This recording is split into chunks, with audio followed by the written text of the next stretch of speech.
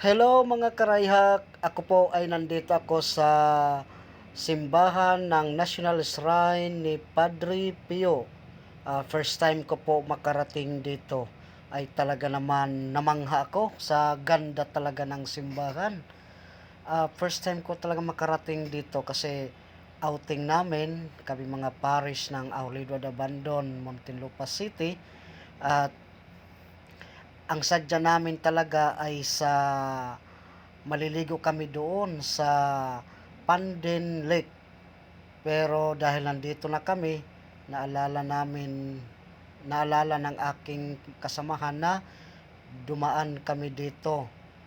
Lalo na ang aming boss na si Father Jonathan Cadiz ay lilipat na po sa ibang simbahan, kaya pumunta kami dito, nag-outing kami at dito kaming unang dinala ni Father.